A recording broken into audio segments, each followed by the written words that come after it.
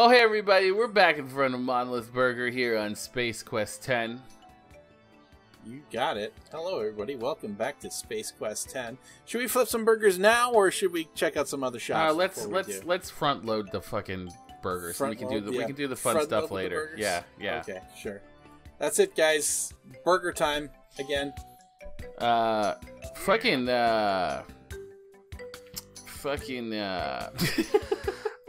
Well, it looks like it's burger time, just like that arcade game, Galaga. Galaga. Oh man, I wish we could play Burger Time. It'll probably end up to be just a big disappointment, though, like that game Burger Time. Well, this is the greatest ever. You heard the pitch before. Just don't screw up, or I'll land you on your ear again. Got it? Gee, thanks. What a swell boss. So we should, you might want to slow it down this time. I don't know. Yeah. This is so easy. If you need to know. All right. I'm gonna save, and I'm gonna slow the speed down. Yeah. Save the game. Let's go to the mall today. So we were talking last time at the end, or like time before last, I guess, about the different Masters of the Universe figures that we all own. We certainly were. Julia never owned Mossman or Stinkor. Mossman, I did say, was one of those, 80s kid starter packs. 80s kid starter pack. That's loot box shit right there. Yeah. Loot crate, I guess. Loot box is a different thing. But. Yeah, you get like Mossman and some black sunglasses and Venetian shade sunglasses, man. Yeah, for sure. And like a neon pink windbreaker. Yeah. And one random toy from a toy-based cartoon that never took off. Like Jason the Wheeled Warriors. or from Mars, Samurai Pizza Cats, or Brave Star. You remember that? Oh, Brave Star. I had. Oh man, I had 30-30, but no Brave Star.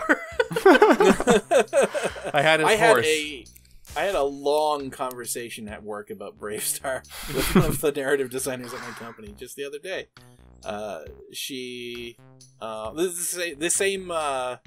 The same person who is the DM of Gem Jammer. Oh, nice. Yes. Yes. So an 80s fan. Yes, she said that she thinks about Brave Star at least once a day. Wow. Yeah. Wow. That's madness. I love it. I can absolutely respect everything about that. So the thing about Brave Star is he was the first kind of aboriginal guy, like hero. Yep. I mean, I know G.I. Joe had one, but that guy wasn't a hero.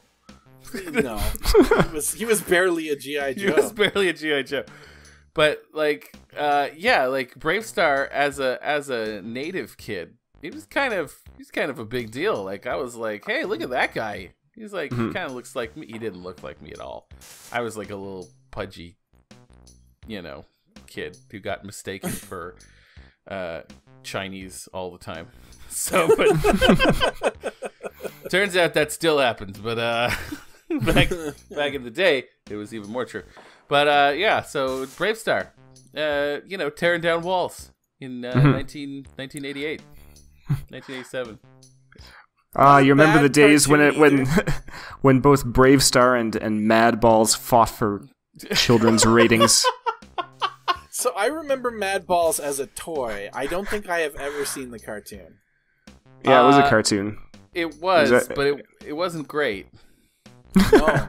As opposed to, say, Brave Star. Well, as opposed to Mask. That's true. Mask kicked the shit out of all of them. We watched. And Alex actually from Wario's Woods. We recently watched and the pilot episode of Mask. The original pilot episode of Mask. The original pilot episode of Mask. Because Alex had never seen it or even heard of it. Alex is like... Really? Well, what the hell?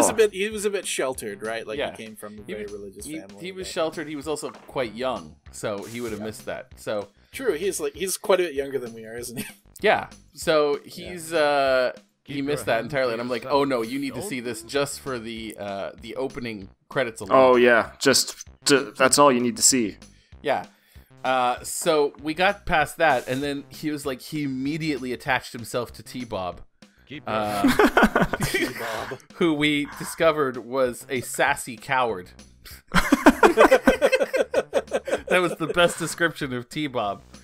I know later on they gave him stupid puns as a personality trait, but I really preferred the sassy coward version of T-Bob. And the best part about watching that pilot episode is you realize how much Scott and T-Bob actually hate each other. They're always arguing. This is not a healthy relationship. It is not a healthy relationship. Scott will tell T-Bob to transform, and T-Bob will go, "Oh, why? I don't want to do this." But what's hilarious about that pilot episode is, as it goes on, Scott gets more and more drunk. The kid, the 12-year-old kid, gets more and more drunk as it goes on until the end, or very close to the end of the episode, where he and T-Bob sneak into Mayhem's deal where they're like selling off part of this meteor. That's the big MacGuffin of the episode. And he goes in and wow. And Scott steals away aboard Mayhem's helicopter. And he's gonna get on, and he just trashes the fucking helicopter, just trashes it. And everybody's freaking out. Mayhem, who's the villain of the piece, if you've never seen Mask, is a fat old guy with a mustache. You know. A very stuffy military type. Yeah, stuffy military type, you know. He's flabbergasted. He can't believe it. So Scott somehow walks out of this wreckage fine. And he goes over to this truck so they can make their escape. They sneak over to a truck. And Scott's like, T-Bob, we gotta get out of here in the truck. You're gonna drive it. And T-Bob's like... So it sounds like one of those Fensler films. Yeah, totally. PSA characters, except it's not like a dub. Oh, it's so weird. It's such a weird thing. And T-Bob's like the sassy coward. He's like, "There's no way I'm driving that." And Scott's like, "Either you drive it or I'm gonna drive it." Well, I had that friend in university. Whoa. So it was gold. If you haven't watched the pilot episode of Mask, do. It's on YouTube. It's fine. Go there after this. Check it. Do yourself a favor. It's something else. And yeah, Scott, T-Bob, they hate each other completely. Anyway, there were a lot of interesting character dynamics in 80s cartoons, though. Like, I feel like probably they do it very similarly in these as well, but I feel like characters were a lot more archetypical back then. Yeah. Yeah. / racist. Again, watch Mask. Sure. So, yes. Absolutely. Yeah. Let's not pretend like the 80s was beyond reproach. Well, like also watch WWF from those years. Oh no! Oh, man. Oh no! Like, okay, so I like, at least like in WWF, a lot of the diversity came on the bad guy end. It's true. Oh, totally. Yeah. Now, well, at least white bread, all-American good guy. Yeah, at least in Mask, all like the racist caricatures were good guys. At least that was true. Whereas in the WWF, everyone ultimately was just kind of Canadian. Yeah, yeah, kind of.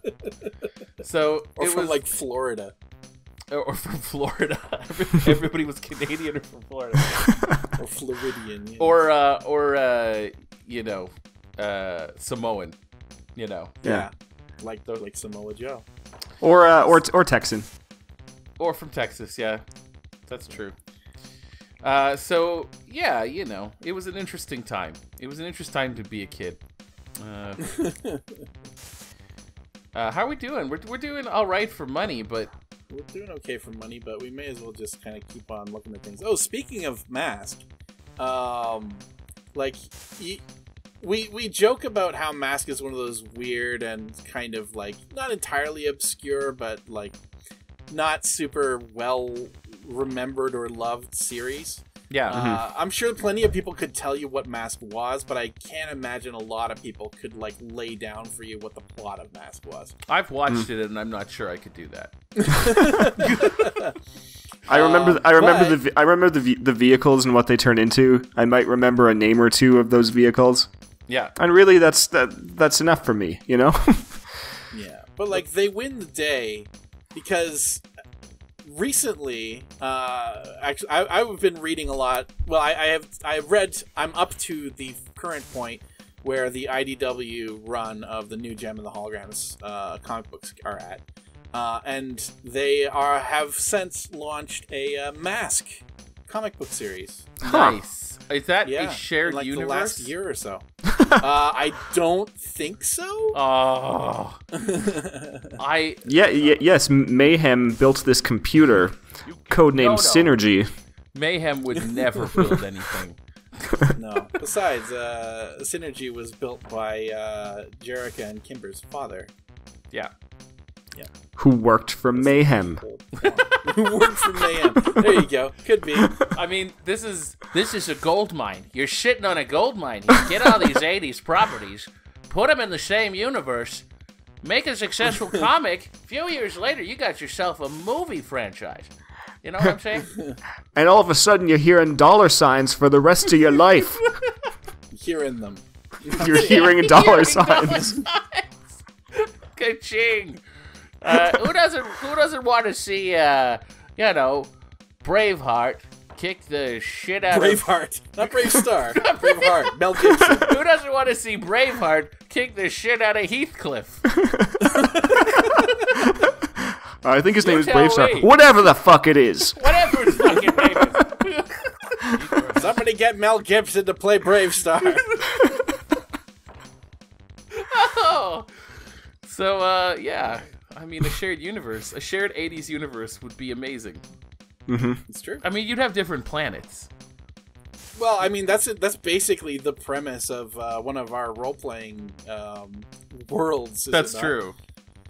For those of you who are uninitiated, and we may have mentioned this in the past at some point, but Matt and I do play tabletop role-playing once a week. I used to be there in Nova Scotia with him. Now that I'm in Edmonton, I play remotely.